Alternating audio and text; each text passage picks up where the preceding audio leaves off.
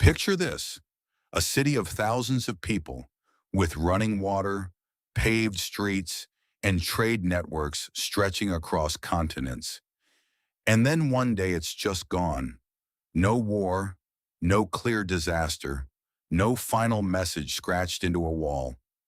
Just an empty place where an entire civilization used to be. Today we're talking about lost civilizations that vanished without a trace. And I don't mean places that slowly faded out over hundreds of years. I mean societies that were thriving one moment and then simply disappeared, leaving archaeologists scratching their heads and asking the same question over and over.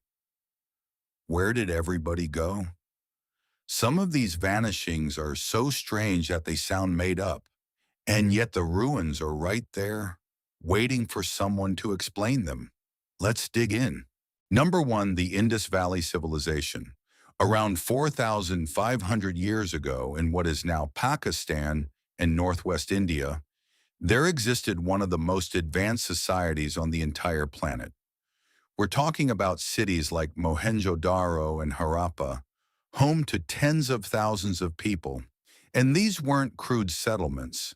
They had grid-patterned streets laid out at perfect right angles, multi-story brick houses, public baths, and, get this, indoor plumbing and citywide sewage systems thousands of years before such things existed anywhere else. Their bricks were standardized to exact proportions across hundreds of miles, which means they had some kind of centralized planning system. And then, around 3,900 years ago, it all unraveled. The cities were abandoned. The people scattered. And here's the part that drives historians crazy. We don't really know why. There's no evidence of a massive war, no signs of a violent conquest. The leading theories point to shifting river patterns and a changing climate that may have dried up their water supply. But nobody can say for certain. And there's an even bigger mystery sitting on top of this one. The Indus people had a written script, and we have thousands of samples of it. But to this day, nobody has been able to decode a single word. We don't know their language. We don't even know what they called themselves. An entire civilization, brilliant enough to build plumbing 4,000 years ago, and they're completely silent to us. Number two, the Maya collapse. The ancient Maya built one of the most dazzling civilizations the Americas have ever seen. Towering stone pyramids rising out of the jungle, sophisticated astronomy, a written language, and a calendar so accurate it still impresses scientists today. At their peak, the southern lowland cities held millions of people. Cities like Tikal and Palenque were buzzing centers of art, trade, and power. And then, starting around the 9th century AD, the heart of the Maya world emptied out. One by one, the great southern cities were abandoned. Construction stopped mid-project. Monuments stopped being carved. The jungle crept back in and swallowed everything. Now, to be clear, the Maya people didn't vanish entirely. Their descendants still live in the region today.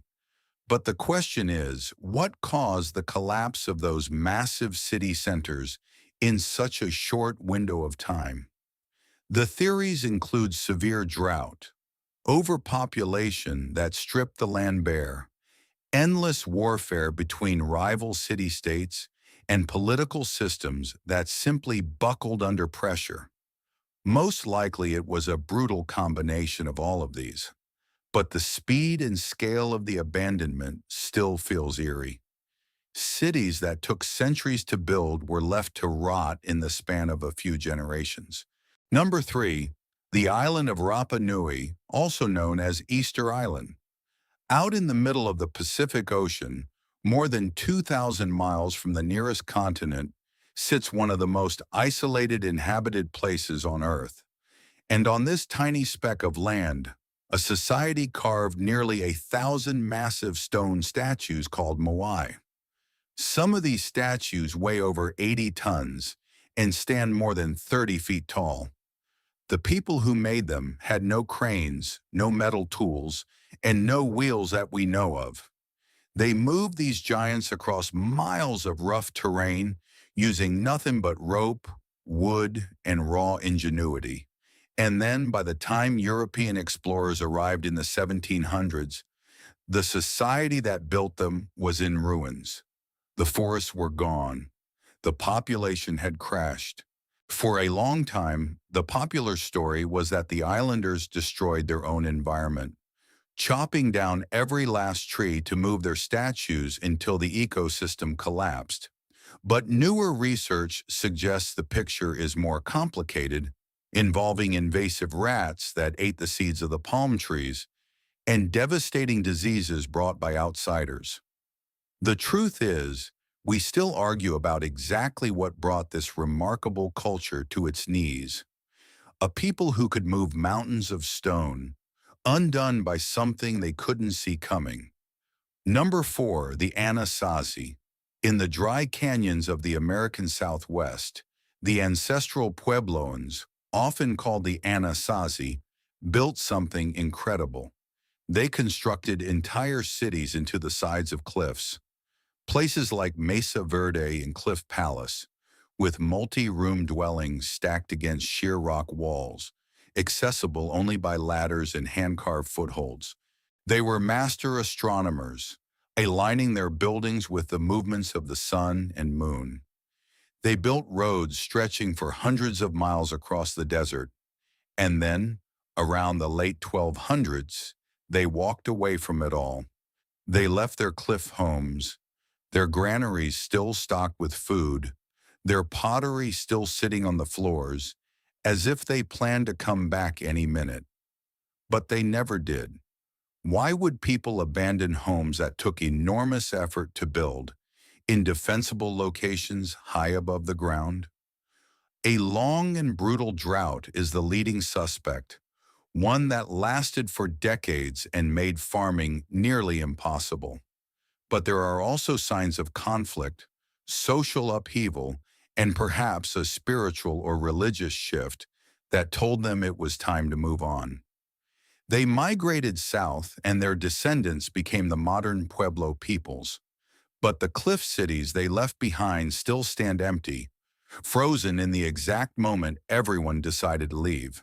Number 5, the city of Cahokia. Most people have no idea that just across the river from modern-day St. Louis, there was once a city larger than London. Around the year 1050 AD, the Mississippian people built Cahokia, a sprawling urban center that may have housed up to 20,000 people at its peak. The centerpiece was Monk's Mound, a massive earthen pyramid with a base larger than the Great Pyramid of Giza. They built over 100 mounds, plazas for gatherings, and even a giant circle of wooden posts that worked like a solar calendar, which researchers nicknamed Woodhenge. This was the largest city in North America north of Mexico, and it would hold that record for centuries. And then, by around 1400 AD, it was completely abandoned, empty. The people drifted away, and the great mounds were left to the grass and the wind. The theories follow a now familiar pattern: flooding, drought, deforestation, disease, and political instability. But once again, there's no single smoking gun. An entire metropolis, the beating heart of a culture, simply emptied out, and the people who remained left no written record to tell us why. And now for a few quick ones that are just as baffling. The Clovis people. Around 13,000 years ago, they were one of the earliest widespread cultures in North America, famous for their distinctive and beautifully crafted stone spear points. They were spread across an enormous range, and then, in a relatively short period, their signature tool-making style vanished from the record.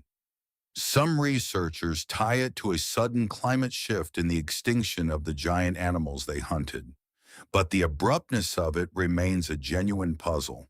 The Olmec, often called the mother culture of Mesoamerica, the Olmec carved colossal stone heads, some weighing up to 50 tons, with facial features so detailed and individual that they look like portraits.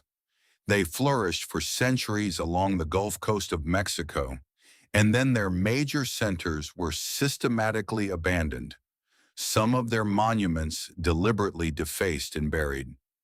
We don't fully understand who they were, where their leadership went, or why they tore down their own legacy before fading away.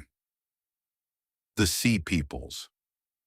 Around 3,200 years ago, a mysterious coalition of seafaring raiders swept across the eastern Mediterranean, toppling some of the greatest empires of the Bronze Age. Egyptian records describe them in detail, yet to this day we don't know exactly who they were or where they came from. They helped trigger one of history's most dramatic collapses, and then they simply melted back into the fog of history. The Minoans.